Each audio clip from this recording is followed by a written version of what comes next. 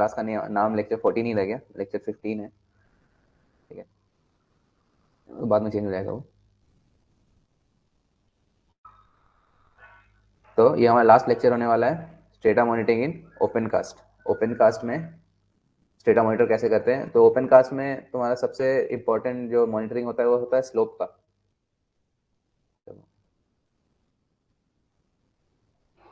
तो strata monitoring open cast में सबसे इंपॉर्टेंट चीज होता है वो हमको होता है स्लोप मॉनिटर करना, स्लोप मॉनिटरिंग, ठीक है। मतलब मेरा स्लोप जो है, स्लोप क्या हो सकता है, किसी ओवरबर्डन का स्लोप हो सकता है, ओवरबर्डन डंप का स्लोप हो सकता है, या तुम्हारा बेंच का स्लोप हो सकता है, ठीक है। उस स्लोप का स्टेबिलिटी को मॉनिटर करना मेरा सबसे इंपॉर्टेंट काम है ओपन कास्ट में, ठीक है, कि ये फेल ना हो, स्लोप मेरा जो है वो फेल ना हो, ठीक है। तो उस चीज को मॉनिटर करना सबसे इंपॉर्टेंट चीज है तुम्हारा ओपन कास्ट में।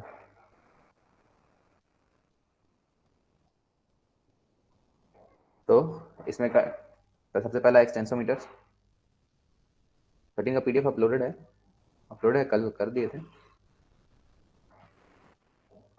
लेक्चर 13 कल का ना।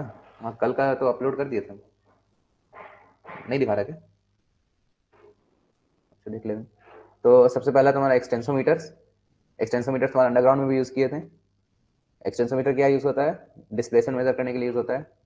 तो एक्सटेंसोमीटर तुम्हारा ओपन कास्ट में यूज करते हैं borehole extensometers. They consist of tension rods anchored at different points in a borehole। मतलब देखो इसका इमेज देखो, क्या करते हैं अपने स्लोप में, ये देखो ये ओवरबर्डन का स्लोप है, ओबी डंप होगा या फिर तुम्हारा हो सकता है माइंस बेंच स्लोप हो, जो भी है। तो इसमें क्या करते हैं, एक बोरहोल ड्रिल करते हैं, ठीक है, अपने स्लोप में एक बोरहोल ड्रिल करते हैं, और उस बोरहोल के अंदर अपना एक्सटेंसोमीटर इंस्टॉल करते हैं। इससे हमको क्या होता है, इससे हमको डिस्प्लेसमेंट पता चलता है कि मेरे स्लोप के अंदर जो रॉक है उसका displacement, change in the distance between the anchor and the rod. Anchor क्या है एक्सटेंसोमीटर्स में क्या होता है, कल ही देखे थे। ऐसे तुम्हारा एक्सटेंसोमीटर है कोई, मान लो मल्टी पॉइंट एक्सटेंसोमीटर है, तो उसमें क्या होता है, हमको ये डिस्टेंस पता चलता है, अगर ये तुम्हारा रूफ है तो हमको रूफ से, जहाँ पे मेरा ये फिक्स्ड एंकर है वहां से हमको इस एंकर तक का डिस्टेंस पता चलता है बोरोल एक्सटेंसोमीटर में, मतलब किसी भी एक्सटेंसोमीटर में। तो यहाँ पे देखो ये एंकर्स हैं, ये एंकर्स और सरफेस के बीच का जो तुम्हारा ये ओपन ये एक्सकेवेशन फेस है, इसके बीच का हमको डिस्टेंस पता चलता है, ठीक है। ये डिस्टेंस, ये डिस्टेंस, ये डिस्टेंस, ठीक है। तो ऐसे हमको अलग अलग एंकर पॉइंट्स पे सबका तो हमको इससे हमको ये पता चल सकता है कि मेरा रॉक मास जो है वो मूव कर रहा है कि नहीं, ठीक है। ये जो इसके स्लोप के अंदर जो रॉक मास है, ये जो रॉक मास है ये वाला, ये मूव मूव हो रहा है कि नहीं, ठीक है। तो ये पता चलता है हमको एक्सटेंसोमीटर से,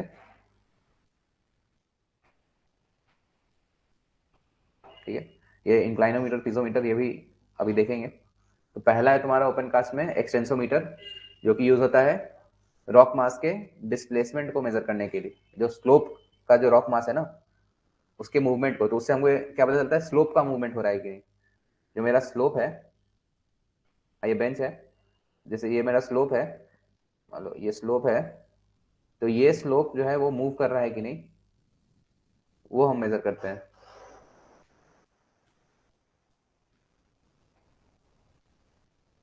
ठीक है।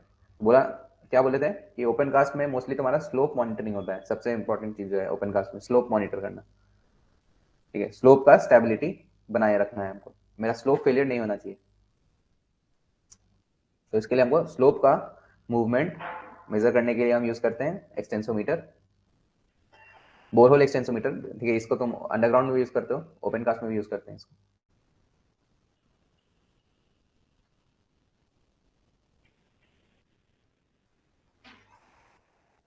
नेक्स्ट है तुम्हारा टाइम डोमेन रिफ्लेक्टोमेट्री, ठीक है, तो टीडीआर बोलते हैं। ये क्या है, देखो पहले इसका फोटो देखो।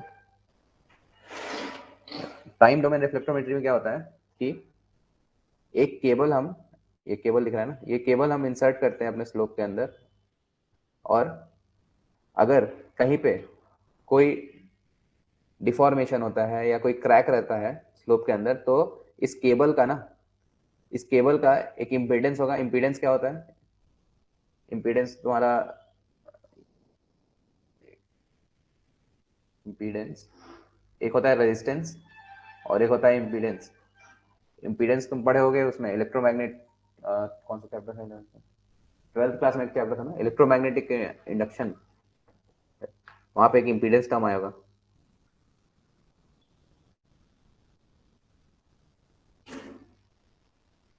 ठीक है, किसी एसी उसको इम्पीडेंस बोलते हैं।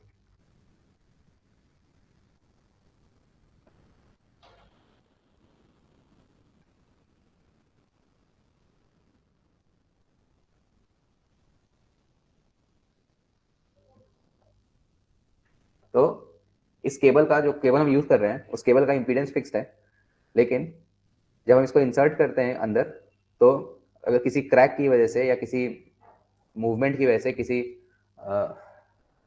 डिफॉर्मेशन की वजह से तुम्हारा क्या होता है, केबल का इम्पीडेंस चेंज हो जाता है, चेंज होता है। ठीक है, तो वो इम्पीडेंस को हम यहाँ पे अपने रीड आउट यूनिट में मेजर करते हैं। ठीक है, तो इससे हमको ये पता चलता है कि मेरा स्लोप के अंदर कोई क्रेम्प या ब्रेक या क्रैक तो नहीं है। ठीक है, कैसा होगा, इम्पीडेंस मान लो ऐसे आ रहा है ग्राफ तुम्हारा, जो तुम्हारा नॉर्मल इम्पीडेंस है केबल का, कहीं पे अगर तुमको कुछ क्रैक इनकाउंटर हुआ, तो इम्पीडेंस चेंज हो जाएगा, बढ़ जाएगा या घट जाएगा। ठीक है, तो इस तरह से हम बता सकते हैं कि मेरा कहाँ कहाँ पे कोई क्रिम्प है या ब्रेक है या क्रैक है, ये हम पता लगा सकते हैं। इस चीज को बोलते हैं टाइम डोमेन रिफ्लेक्टोमेट्री।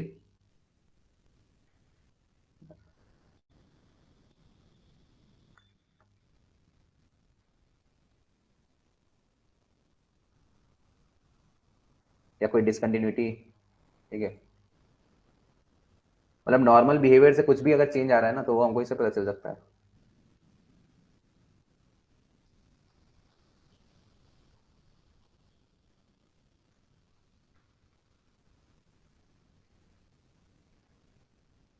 एवरी बेंच में नहीं, रॉक नहीं, केबल का इम्पीडेंस। रॉक इम्पीडेंस तो होता है तुम्हारा वेलोसिटी ऑफ डेटोनेशन इनटू रो होता है ना, रॉक इम्पीडेंस नहीं। केबल का जो तुम्हारा इलेक्ट्रिकल वाला इम्पीडेंस होता है ना, वो रॉक इम्पीडेंस नहीं। ये बोरोल एक्सटेंसोमीटर हर बेंच में नहीं, देखो जैसे तो वहाँ पे मल्टीपल एंकर्स यूज हो रहा है ना, ये वाले में, यहाँ पे देखो एक ये एंकर है, एक ये एंकर है। ठीक है, तो ये एंकर से हमको इस स्लोप का पता चलेगा, ये एंकर से हम ये ऐसे स्लोप का बता सकते हैं। ठीक है, फिर इस एंकर से हमको ये, तो मल्टीपल स्लोप मतलब मल्टीपल स्लाइडिंग ब्लॉक्स का डिफॉर्मेशन हम देख सकते हैं एक मल्टी पॉइंट एक्सटेंसोमीटर से। ठीक है,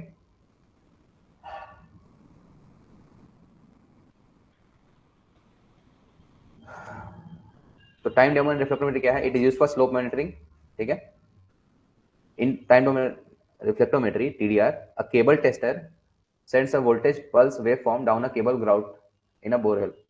एक केबल के थ्रू हम एक जो मेरा टेस्टर है, ये टेस्टर जो लैपटॉप जैसा था, ये एक वेव को भेजता है अंदर, एक पल्स भेजता है अंदर। ठीक है, voltage pulse. If the pulse encounters a change in characteristic impedance, एक voltage pulse waveform, if the pulse encounters a change in characteristic impedance of the cable, it is reflected। अगर कोई इम्पीडेंस चेंज आता है, normal जो तुम्हारा cable का, जो जो हम केबल यूज कर रहे हैं उसका इम्पीडेंस तो हमको पता है। ठीक है, अगर उस इम्पीडेंस से कोई चेंज आ रहा है, तो वो क्या होता है, वो रिफ्लेक्ट हो जाता है। ठीक है, this can be caused by a crimp, a kink, a presence of water और ब्रेक इन द केबल। ठीक है, इन सब वजह से तुम्हारा चेंज आ सकता है इम्पीडेंस का। The cable tester compares the return pulse, जो पल्स हमको रिटर्न में आ रहा है, जैसे हम ये पल्स भेज रहे हैं और रिटर्न में हमको कुछ ऐसा, ऐसा नहीं, इतना भी नहीं आएगा ऐसा कुछ आ रहा है। ठीक है, रिटर्न पल्स, तो ये दोनों को हम कंपेयर करते हैं, हम नहीं, मेरा डिवाइस कंपेयर करता है और रिफ्लेक्शन कोफिशिएंट बताता है। मतलब रिफ्लेक्शन कोफिशिएंट हो गया, कितना रिफ्लेक्ट हो रहा है एक तरह से। ठीक है, किस पॉइंट पे कितना ज्यादा रिफ्लेक्शन हो रहा है, ठीक है। तो इस change in impedance with time correspond positive to the rate of ground movement.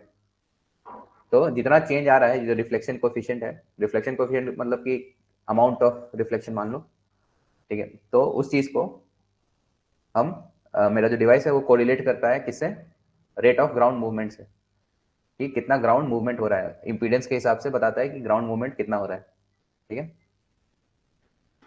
TDR का एडवांटेज है lower cost, lower installation cost, no limits on hole depth, ठीक है।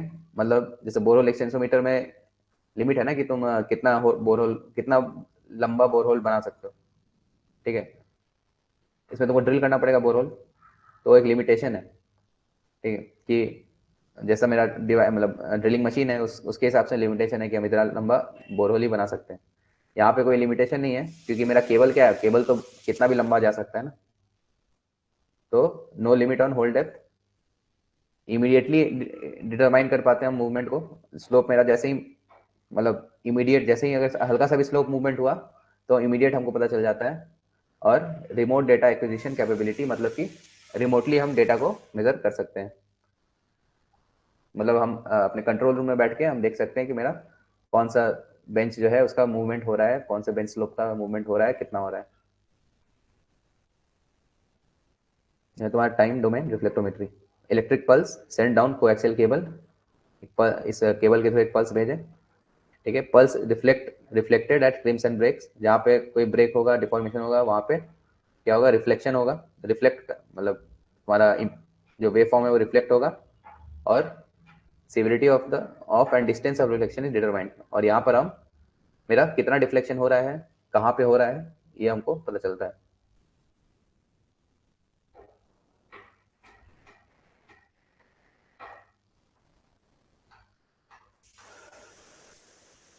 ठीक है। नेक्स्ट है इंक्लाइनोमीटर्स। तो they are used to locate shear zones and measure the movement along the shear zones. Shear zone क्या होता है, शेयर जोन होता है area where multiple shear forces are acting,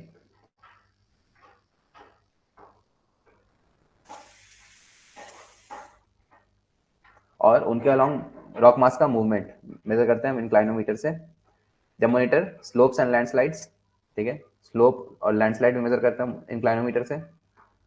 dam and dam एम्ब्यूटमेंट्स और tunnelling operation, ठीक है। तो ये सारी चीजें हम मेजर कर सकते हैं इंक्लाइनोमीटर्स में। क्या मेजर करते हैं हम, शेयर जोन्स मेजर करते हैं। शेयर जोन्स मतलब कहाँ पे मेरा, जैसे हम कोई, मेरा स्लोप है, तो इस स्लोप में कहीं पे अगर कोई शेयर शेयर जोन है, शेयर जोन यहाँ पे यानी कि जहाँ पे बहुत सारे शेयर फोर्स एक्ट कर रहे हैं, ये होता है शेयर जोन तुम्हारा नॉर्मली जहाँ पे फॉल्ट्स होता है, डिसकंटिन्यूटीज होती हैं, वहां पे होता है। कहाँ पे होता है shear zone, found at, found near discontinuities, ठीक है। जहाँ पे डिसकंटिन्यूटीज होती है ना, डिसकंटिन्यूटीज क्या क्या होता है तुम्हारा, फॉल्ट होता है, फोल्ड होता है, जॉइंट होता है, फ्रैक्चर होता है, बेडिंग प्लेन होता है, ठीक है।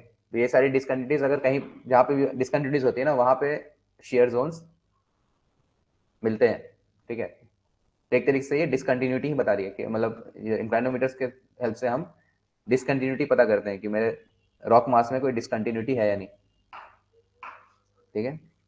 तो इसका यूज हम कहाँ कहाँ करते हैं, स्लोप्स में करते हैं, तुम्हारा जो माइन का बेंच स्लोप्स है, लैंडस्लाइड्स जहाँ पे जैसे माउंटेनियस रीजन्स में जो रोड बनता है तो वहाँ पे यूज करते हैं, लैंडस्लाइड का चांस है या नहीं, डैम्स में यूज करते हैं, और टनलिंग के टाइम यूज करते हैं, ठीक है। ये तुम्हारा इंक्लाइनोमीटर है।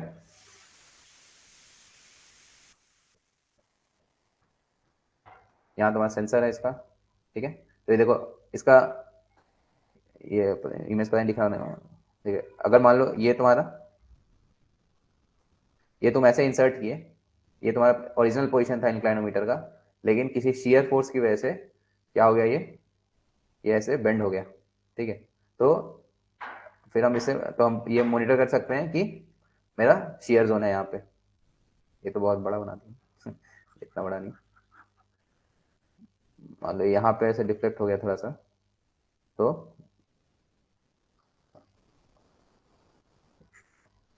तो यहाँ पे हमको पता चल जाएगा कि यहाँ पे एक शेयर जोन है।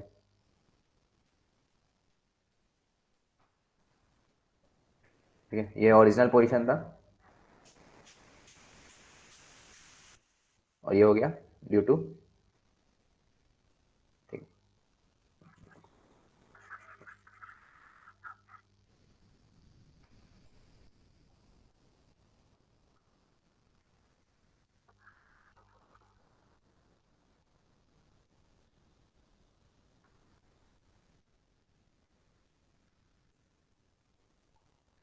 ये मान लो मेरा ओरिजिनल पोजीशन था इंक्लाइनोमीटर का।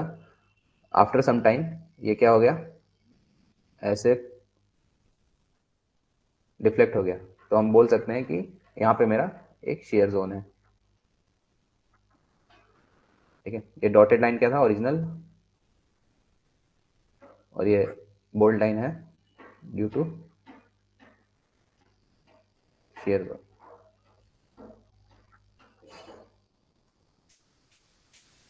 हाँ, ग्राउंड कंट्रोल का ये लास्ट क्लास है, लास्ट क्लास है और ये लास्ट स्लाइड है। नहीं, इसके बाद एक और है। पीजोमीटर, पीजोमीटर्स क्या होते हैं? Piezometers are used to monitor pore water pressure. Pore water pressure क्या होता है? वही अगर तुम्हारा वॉइड है, मान लो ये रॉक मास है, रॉक मास में एक वॉइड है, तो इस वॉइड के अंदर वाटर की वजह से जो प्रेशर लग रहा है ना, वो होता है पोर वाटर प्रेशर,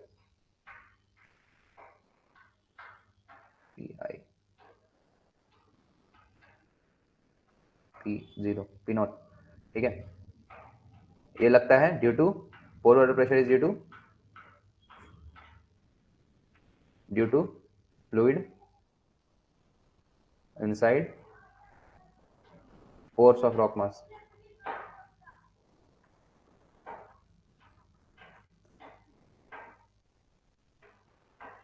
तो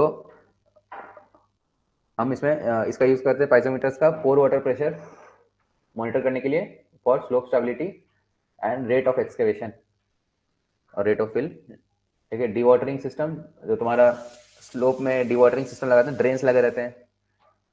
ये स्लोप स्लोप स्टेबिलिटी में हम लोग पढ़े थे, स्लोप स्टेबल कैसे करते हैं, तो बहुत सारे तरीके थे उसमें। तो उसमें एक डी वाटरिंग भी था, ड्रेनेज, ड्रेनेज बताए थे। ड्रेनेज एक मेथड होता है तुम्हारा स्लोप को स्टेबल करने का। तो क्या करते हैं, स्लोप में ड्रेन्स यानी नाले बना देते हैं। जिससे क्या होता है, जो पानी रहता है ना स्लोप में, अगर कोई पानी मतलब वाटर है वो डिवाटर हो जाता है, ड्रेन से निकल जाता है। ठीक है, तो उसको मॉनिटर करने के लिए यूज करते हैं। ठीक है, ground improvement such as vertical drains and sand drains, they are based on vibrating wire principle. अच्छा, अच्छी बात है यार, मेरे से ज्यादा तुम ही लोग जान रहे हैं। तो ये है तुम्हारा पाइजोमीटर।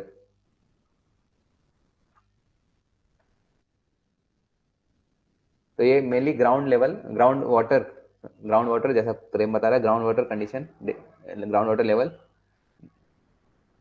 तुम्हारा मेजर करने के लिए होता है। ठीक है,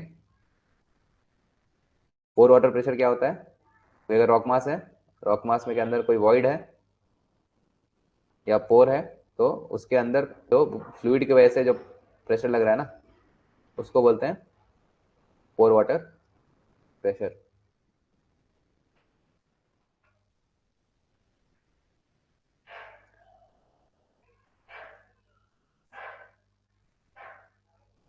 ठीक है,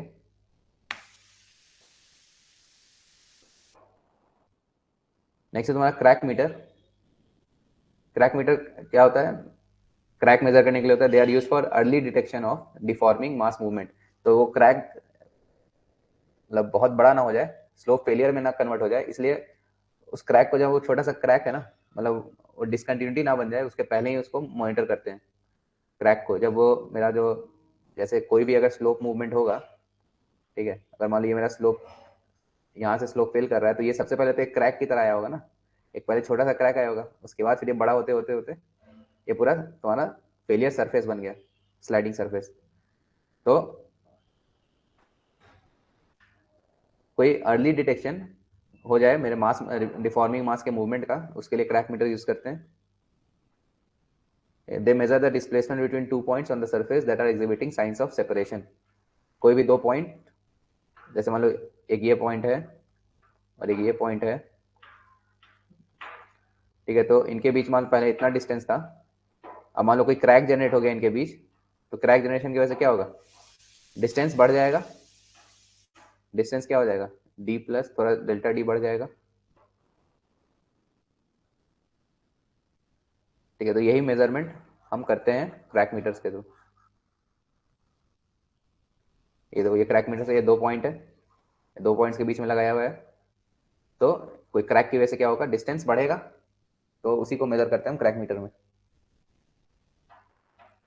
ये तुम्हारा क्रैक मीटर्स है.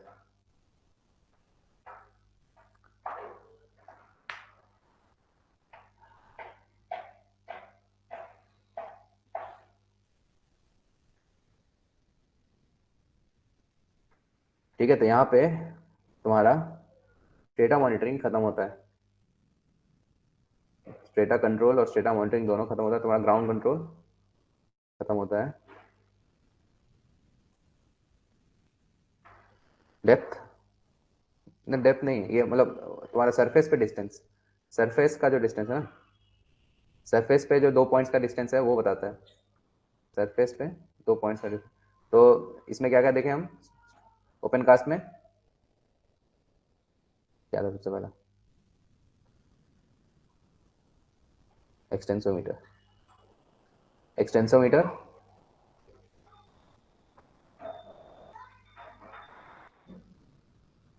Time domain reflectometry TDR, inclinometer, piezometer.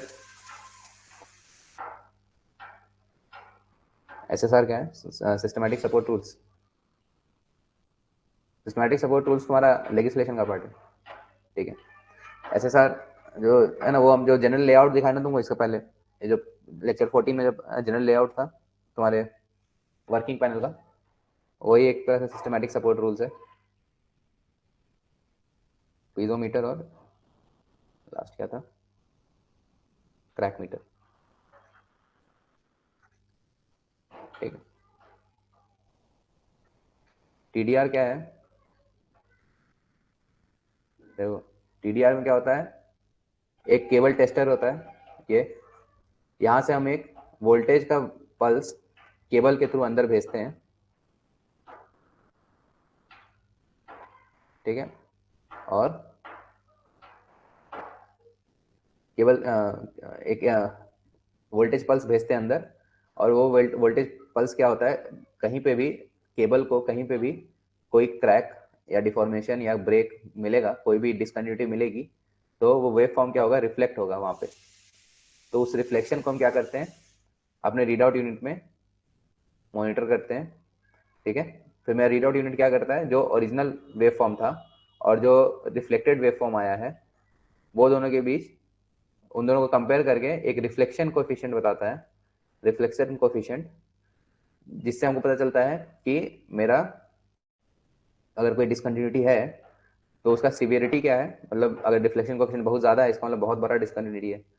ठीक है, डिसकंटिन्यूटी कितना है, कहाँ है और कैसा है, ये हमको पता चलता है. ठीक है, टाइम डोमेन रिफ्लेक्टोमेट्री से. Original, reflected, slope stability radar, slope stability.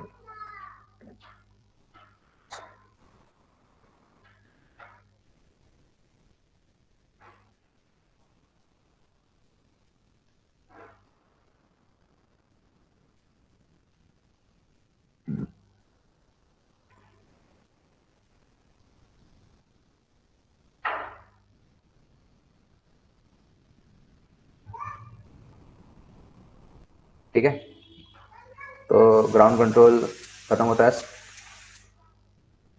Slope stability radar तो हम नहीं देखे हैं.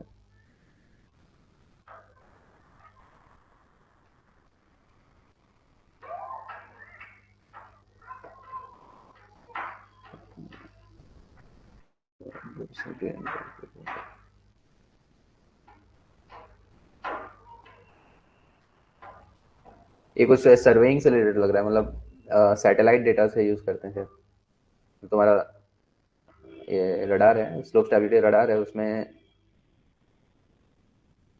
तुम्हारा सैटेलाइट डेटा है ना, सैटेलाइट डेटा की हेल्प से हम स्लोप को मॉनिटर करते हैं, ऐसा कुछ दिख रहा है। नहीं,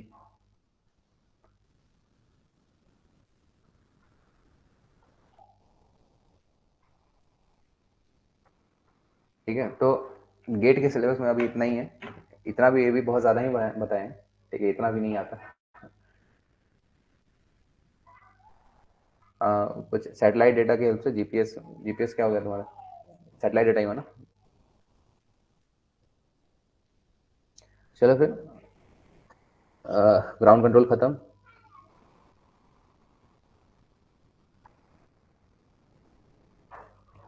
हाँ, पीडीएफ तो अपलोड यार हमेशा कर देते हैं, ठीक है, पीडीएफ अपलोड हो जाता है। अब रॉक मैकेनिक स्टार्ट करेंगे एक दो दिन में। ठीक, कल तो संडे है, कल छुट्टी बना लो।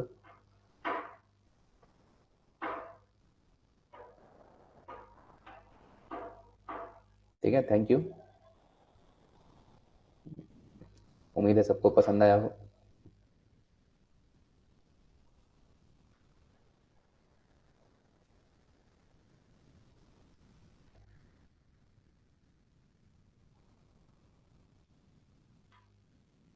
अच्छा, वो क्वेश्चन हम भेज दे, तुमको व्हाट्सएप पे ही एक्सप्लेन कर देते हैं वो क्वेश्चन। ठीक है, वैसे बाकी अभी रॉक मैकेनिक्स में भी करेंगे वाला क्वेश्चन। ठीक है, उसमें करना नहीं है, देखो तुम्हारा जो भी स्ट्रेस अराउंड ओपनिंग का क्वेश्चन है ना, वो तुम्हारा 3 फॉर्मूला है, कर्स इक्वेशन, कर्स इक्वेशन से हो जाता है।